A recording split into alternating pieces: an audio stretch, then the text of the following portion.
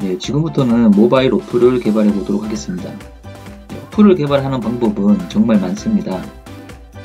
네이티브 방식도 있고 하이브리드 방식도 있고 그리고 웹 앱과 모바일 앱 방식이 있습니다.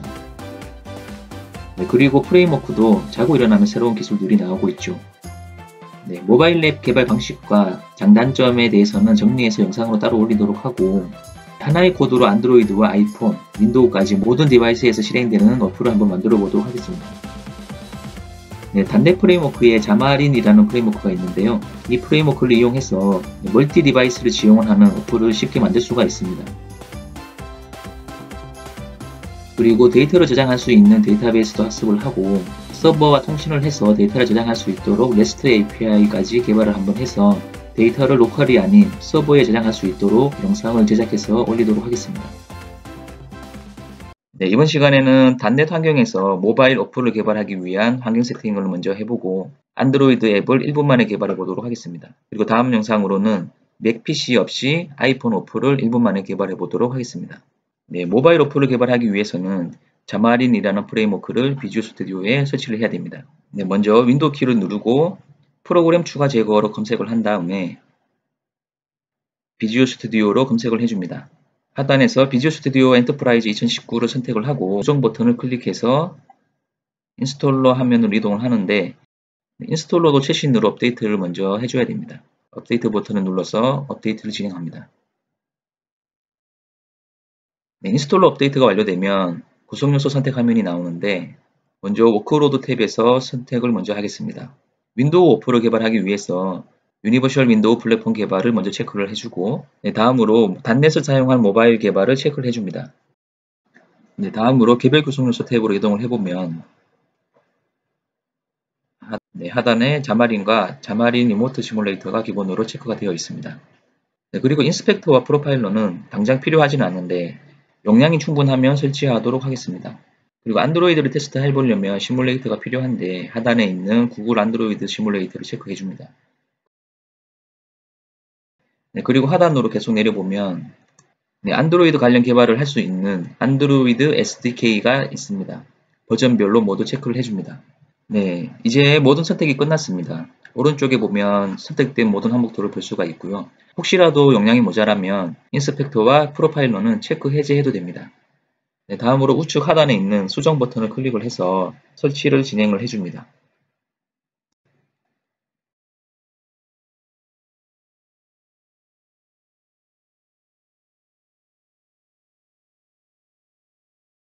네, 마지막으로 비주얼 스튜디오도 업데이트하라고 나오는데 업데이트를 해줍니다.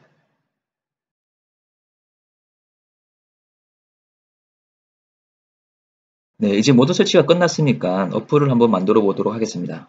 비주얼 스튜디오를 먼저 실행을 합니다. 새 프로젝트 만들기를 클릭을 하고 네, 이제 상단에 있는 프로젝트 형식에서 모바일을 선택하면 네, 이제 모바일 관련된 프로젝트들을 만들 수 있는 목록이 보이게 됩니다. 맨 상단에 있는 모바일 앱 자마린 폼즈라는 것은 하나의 코드로 안드로이드와 iOS, 윈도우에서 돌아갈 수 있는 모바일 앱을 만들 수 있는 프로젝트입니다. 그리고 안드로이드와 iOS 각각을 만들 수도 있고요. 다음으로 웨어러블, 시계 같은 프로젝트도 만들 수 있습니다. 하나의 코드로 모든 플랫폼에서 실행이 가능한 자마린 폼즈를 선택을 하고 다음을 클릭해 줍니다. 다음으로 프로젝트 이름은 적당하게 넣어주면 됩니다. 자마린 폼즈1이라고 입력하겠습니다. 만들기 버튼을 클릭을 하면 단넷에서 제공해주는 템플릿과 플랫폼을 선택할 수 있는 화면이 나옵니다. 윈도우즈 관련도 체크를 한 다음에 템플릿 화면에서 마스터 세부 사항을 선택을 하고 OK 버튼을 클릭합니다. 네, 그러면 단넷 프레임워크에서 제공해주는 기본 메뉴와 목록이 있는 템플릿으로 프로젝트가 생성되게 됩니다. 네, 윈도우 앱 설정 화면이 뜨는데 이 화면은 일단 닫아줍니다.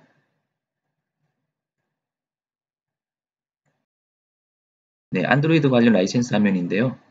동의 버튼을 클릭해 줍니다.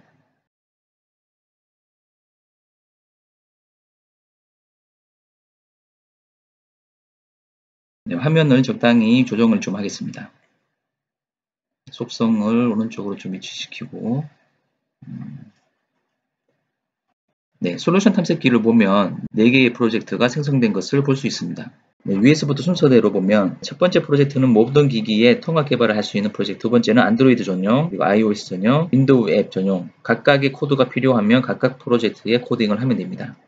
네, 간단하게 구조를 설명을 하면 자마린 폼즈라는 통합 프로젝트에서 각각의 디바이스 플랫폼에 화면과 기능을 요청을 하고 결과를 받아서 다시 통합으로 결과를 보여주는 형태로 되어 있습니다. 어플의 화면들은 통합 프로젝트의 뷰스라는 폴더에 보면 XAML이라는 자물 파일로 되어 있습니다. 네, 이제 실행을 해볼 건데 상단에서 디바이스를 선택을 해줘야 됩니다. 이번에는 안드로이드를 먼저 해볼 거기 때문에 안드로이드를 선택을 합니다. 그리고 바로 우측에 보면 기기 종류와 버전을 선택을 해줄 수도 있습니다. 네, 실행을 하면 다음과 같은 오류가 발생할 수도 있습니다. 이 오류는 안드로이드의 에뮬레이터가 실행되면서 발생한 오류입니다. 네, 원인을 보기 위해서 안드로이드 디바이스 매니저를 먼저 실행을 해보겠습니다. 네, 우측 상단의 아이콘을 보면 안드로이드 관련 도구 모음들이 있습니다. 이 중에서 안드로이드 디바이스 매니저를 클릭해서 실행합니다. 네, 매니저 화면에서 직접 실행을 해봐도 오류가 발생할 수 있습니다. WHPX 하이퍼바이저 플랫폼 구성에 오류가 발생하여 가속화된 에뮬레이터를 실행할 수 없습니다. 이렇게 오류가 나고 있습니다. 네, 이런 오류가 발생을 하면 당황하지 마시고 PC를 한번 재부팅을 해줍니다. 그리고 F4번, 8번, 10번, 12번 중에 하나를 누르면 CMOS 모드로 접근을 하게 되는데요. 여기에서 Virtualization Technology라는 옵션이 디세이블로 되어 있어서 그렇습니다. 이 옵션을 Enable로 바꿔주고 저장 후 닫기로 빠져나와 줍니다. 이래도 문제가 해결이 안 되면 영상 끝에 세 가지 방법이 있는데 따라 해보시기 바랍니다. 그리고 재부팅한 후에 비주얼 스튜디오를 다시 실행을 해주고 조금 전에 만들었던 솔루션을 선택해서 실행해 줍니다. 자마린 관련된 세팅에서 설치 과정까지 발생하는 오류들을 한번 정리를 해서 영상으로 한번 올리도록 하겠습니다. 자마린은 국내에서는 많이 활성화되지 않았지만 해외에서는 많이 활성화되어 있습니다. 그래서 영문으로 검색을 하면 대부분의 오류들은 해결하실 수가 있습니다. 자, 이제 다시 비주얼 스튜디오 화면에서 상단의 안드로이드 디바이스 매니저를 클릭해서 마이 디바이스를 선택을 하고 시작을 해줍니다. 네, 그러면 아까 발생했던 오류는 발생하지 않고 에뮬레이터가 정상적으로 동작하는 것을 볼 수 있습니다. 여러 가지 옵션도 선택을 할 수 있는데요. 이 부분은 나중에 다시 설명을 하도록 하겠습니다. 네, 핸드폰 화면과 똑같은 안드로이드 시뮬레이터가 실행이 됐고요. 마우스로 여러 가지 행동을 할 수 있습니다. 하단에 있는 물리 버튼도 정상적으로 동작을 합니다. 네, 만약에 오류가 계속해서 발생해서 해결이 안 된다면 영상에 있는 폴더를 따라가시면 로그 파일들이 있습니다. 그 로그 파일을 열어서 보시면 상세한 로그 정보들이 나와 있습니다.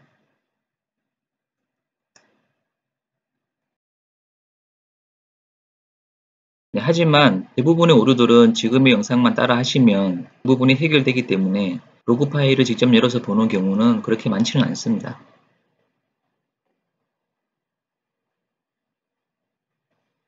자, 이제 그러면 우리가 만든 어플을 시뮬레이터에서 한번 실행을 한번 해보도록 하겠습니다. 네, 상단에서 안드로이드를 다시 선택을 해주고 실행을 해야 됩니다. 네, 통합 프로젝트라고 해서 통합 프로젝트를 선택하고 빌드를 하시면 안 됩니다. 실행은 항상 각각 디바이스별로 선택을 해서 실행을 해줘야 됩니다. 다시 안드로이드를 선택을 하고 실행 버튼을 클릭을 해보면 오류 없이 정상적으로 빌드되는 것을 볼 수 있습니다.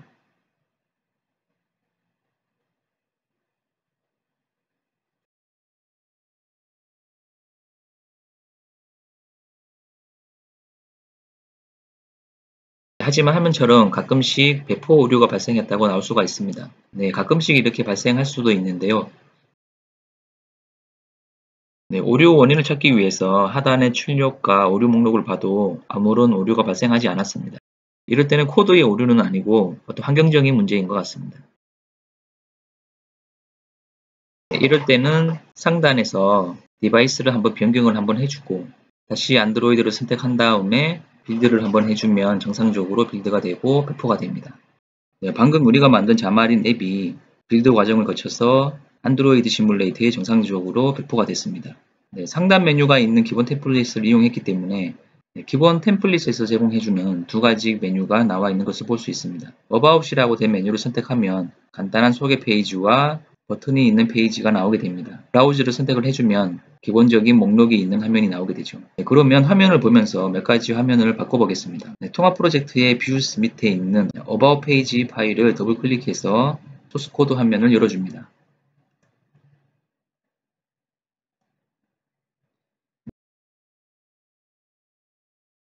네, 우측 상단에 있는 디자인 버튼을 눌러주면 코드를 읽어서 화면을 렌더링 해줍니다. 처음에는 약간의 시간이 걸립니다. 네, 조금 전 시뮬레이터에서 봤던 어바웃 페이지의 화면이 나타납니다. 네, 우측에 있는 탭을 클릭을 해서 왼쪽으로 드래그를 해주면 속성 화면이 나타나게 됩니다. 물론 속성 창에서도 변경을 해도 되지만 지금 보시는 자물 파일의 문법을 조금 익숙해지실 필요가 있습니다. 네, 여기에 앱 네임이라고 되어 있는 부분을 코딩의 정석으로 한번 바꿔보겠습니다.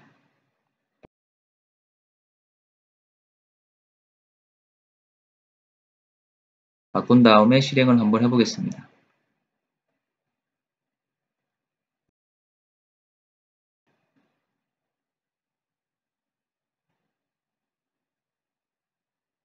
네, 그러면 다시 시뮬레이터가 구동이 되면서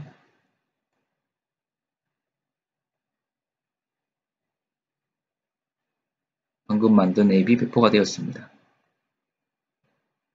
네, 상단 메뉴에서 About을 클릭하면 방금 수정한 코딩의 정석이라고 정상적으로 잘 바뀌었습니다. 네, 그리고 브라우저 메뉴를 진입을 해보면 템플릿에서 기본적인 기능을 제공을 해줍니다. 신규 버튼을 눌러서 신규 항목을 등록을 해보면 텍스트와 디스크립션을 넣습니다. 세이브 버튼을 클릭하면 방금 추가한 것이 추가가 되죠. 클릭을 해서 들어와 보면 상세 화면으로도 잘 이동을 합니다. 그리고 하단에 있는 닫기 버튼을 클릭하면 정상적으로 닫히는 것을 볼 수 있고 앱을 클릭을 해주면 다시 앱이 실행되는 것을 볼 수 있습니다. 프로그램을 종료할 때는 비주얼 스튜디오에서 중단 버튼을 클릭해주면 됩니다. 어떤 프로그램이든지 프로그램을 만들 때 가장 먼저 해야 되는 부분은 바로 디자인하는 부분이죠. 비주얼 스튜디오에서 안드로이드와 iOS 그리고 각 디바이스별로 그리고 안드로이드의 버전, 핸드폰 버전별로도 선택을 해서 디자인을 할 수가 있습니다. 세로 보기와 가로 보기도 디자인 화면에서 보실 수가 있습니다. 그리고 지금 보시는 화면에서 자물 형태로도 수정을 할 수 있지만 속성 화면에서도 수정을 할 수가 있습니다. 하지만 아이폰 화면을 보려고 하면 맥 PC와 페어링이 먼저 필요합니다. 맥 PC가 실제로 있거나 또는 버추얼 머신에 맥 PC를 설치를 해주면 됩니다. 네, 아이폰 개발을 위한 iOS 세팅은 다음 영상에서 다루도록 하겠습니다. 그리고 에뮬레이터가 아닌 실제 핸드폰에다가 앱을 설치를 하고 실행해 보도록 하겠습니다. 그리고 어플 개발을 잘하려면 에뮬레이터하고도 많이 친해져야 합니다. 네, 버튼들을 하나씩 눌러보시고 어떤 기능들이 있는지 한 번씩 눌러보시기 바랍니다.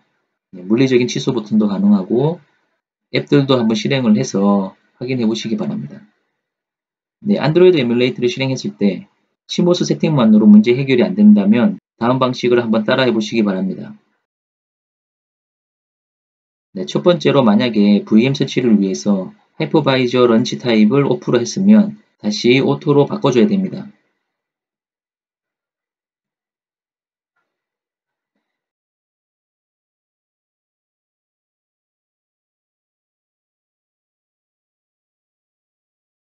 그리고 두 번째로는 하이퍼V 설정이 되어 있어야 합니다. 네, 윈도우즈 기능에서 하이퍼V가 세팅되어 있는지 확인을 해야 됩니다.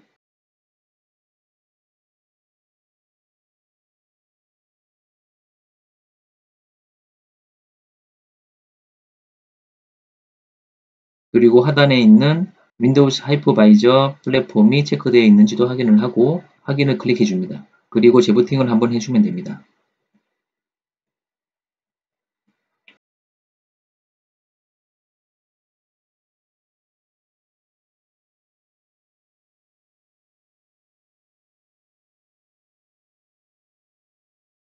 그리고 앞에서 설명을 했던 시모스 셋업에서 버추얼라이제이션 테크놀로지가 이네이블로 되어 있는지 확인을 하면 됩니다. 이 세 가지만 하시면 에뮬레이터가 정상적으로 실행될 겁니다.